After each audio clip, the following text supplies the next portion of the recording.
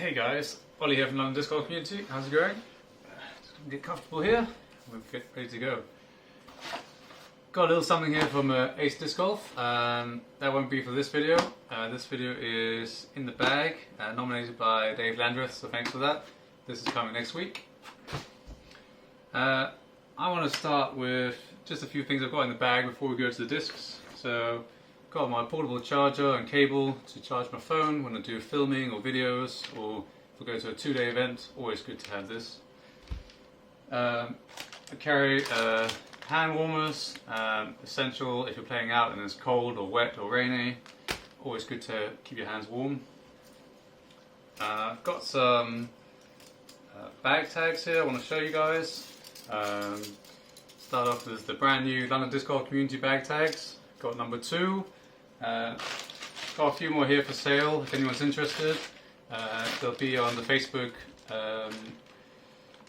shop, which will be in the link in the description below, so check those out. I've got PDJ bag tags from 2018, 2020, 2017, 2019. Should probably put them in order. Got some New Zealand bag tags from 2017 and 2016, when I first started touring, if you like. 29 BDJ bag tag, and I've got a Selenic Open from last year, number 31. Right, let's see. Ooh, I've got these here as well. PDJ membership cards from 2016, 17, where are we at? 18, 19, and 2020. What else we got? We've got a pen, pencil, always good to have. On the other side we've got some towels. Always like to keep lots of towels, so I've got 2 of the Discraft towels, which got the graffiti logo. So 2 of those, 1, 2, and then the Latitude one as well. Great to have lots of towels. Just touch on the bag. I used to have a Dynamic Discs. I can't remember what it's called now. That's really awkward. Anyways, I used to have a really big bag. The name will come to me before, and I swapped it out. Ended up selling it, and then I bought this new one. This is the Latitude 64 Core bag, the first generation, not the Pro, just the regular Core. The reason I changed out is because this is significantly lighter. It's about 4 times as light, only around 800-900 grams for the whole bag, obviously plus the discs. The reason I did that was because I got some back issues, so just trying to put less weight on my back, just to generally stay healthier rather than put too much strain on it. Starting with the minis, I've got 3 minis. First one is a Queenstown Disc Golf mini from Tucker Beach. Reminds me of where I started. Started playing in Queenstown, New Zealand, and always keep that with me at all times. I've got a Disc Golf Over Everything mini. Been on Team Disc Golf Over Everything for, it's my 2nd year now. Supporting them. Always happy to be part of the team, which is great. And a Discraft Ace Race Mini from my first event that I ran together with Derek and Korean Disc Golf Club. So great to have a memory from the first disc golf event that I was part of organising. Got a sports bag with Discraft logo on, and I think we'll just jump straight into the discs. So, for putters, I've got 5 putters. I've got Jawbreaker Discraft Roaches. These have got the Frostbreaker 2019 stamp on from Steve Kornmuller's event, and I've had these ever since then. Really like them, very tacky, very sturdy, very neutral, straight flying disc. Great putter. I really enjoy them. I was going to swap them out with the new Page Pierce prototype putters, but rather than changing them or replacing them, I added them as well. So I've got both of them. Now you might ask why I've got two different kind of putters. Well, these are more for straight putters inside 10 meters, and I take these out for outside the circle putters. I want to do a video on the difference between, say, the three different putters I have and why some might be better for you than others. I'll give you a quick insight. Depends on your putting style, really. So with these I tend to putt on more of a hyzer angle. With these you putt more straight on an hyzer angle to get full flight out of these. And then I've got my Latitude 64 Sinus Zero Soft, signed by Des Redding, and it's got these grip pads here. One slightly more grippy than the other, really comfortable in the hand, overstable as well. They're 2202 for the flight numbers, so great for headwind putts, great for approaches. It's very soft, as you can see, so for approach shots it just lands and sits, doesn't roll away. That's the putters. For the approach discs, I've got a Tournament Burst harp. Got this when I was over in Poland. Really like the look of it. The harp is obviously a must-have disc in your bag. Other people use like a Zone or a Pro Pig or something like that. I personally prefer the harp. It's both good for forehands and for backhands. Yeah, really enjoying that. Then next I've got an EMAC Truth, which is dyed. I actually dyed this myself, both front and back. Fun little project that I got into last summer, or autumn should I say, and it's great disc. Got a bit of sentimental value, put some time and effort into making it look really nice.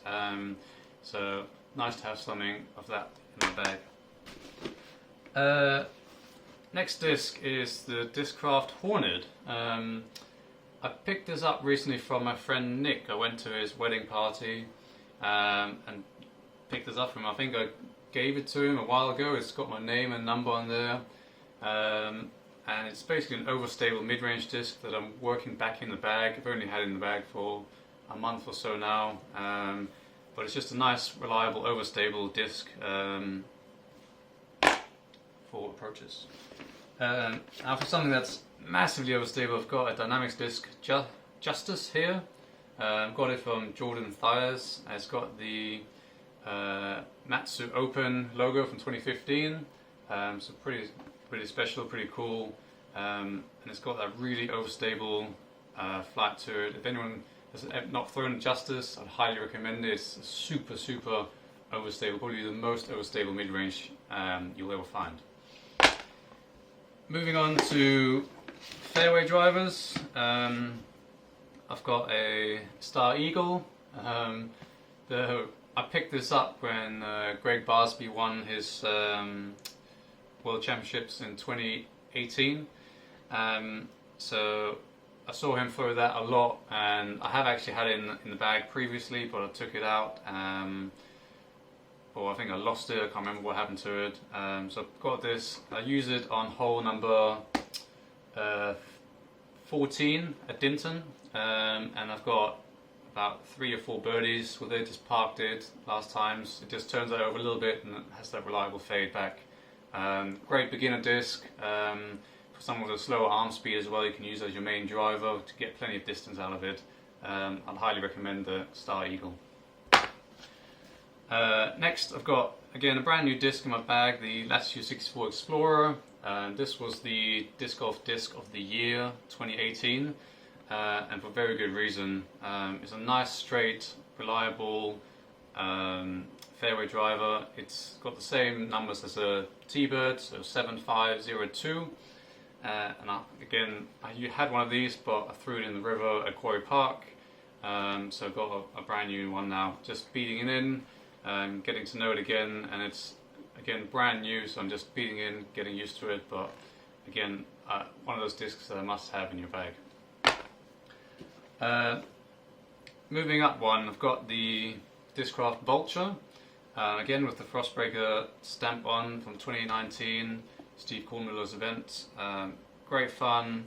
This is a great disc I've had in the bag for a while. It's basically a longer T-Bird, longer Explorer, similar to a Thunderbird. And again, I just find that this is great for about 100 meters or so. Nice straight shot. You can turn it slightly, but first straight, it's going to finish straight. Next up, we've got the Discraft Predator with the leopard stamp. I got this from Ace Disc Golf. It's really great. This thing is a meat hook, super overstable. It's got like a little nice, I don't know if you can see it in camera, but it's got a nice grip on the inside as well. And you use this for forehand or backhand. It's great for shape shotting. Again, super overstable, speed 9 disc. I think again an essential if you've got a good forehand, essential if you're playing in windy conditions, very essential. It will skip a lot, so when you throw it, it'll skip quite a lot, so keep that in mind on your disc selection and shot selection when you use this disc. Moving into the drivers, I've got a Discraft Wildcat, which again got from Ace Disc Golf at the Ace Race last year. Got an ace with it at the Ace Race, 40 meters, over hole 10. I think it was on a forehand, little S, and banging the chains. It was beautiful. Why do I carry this in the bag?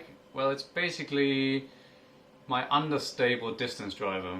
So if I'm not feeling 100% or not too strong or not warmed up properly, this will be my max distance driver. If I've got a bit of tailwind, I'll get this out, and it's nice and easy to flip over without putting much effort on it. Yeah, just really enjoying it. And then last but not least, I've got 3 destroyers.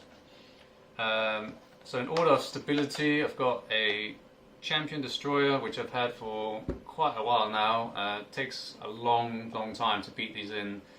I think I've had it for 3 years, maybe 4 years, and just been hitting trees with it, hitting concrete, hitting the road, you know, you name it, hitting the basket, hitting the chains, everything, just beating in as much as I can, and it's only just about now starting to get where I'm able to get like a proper max distance out of it.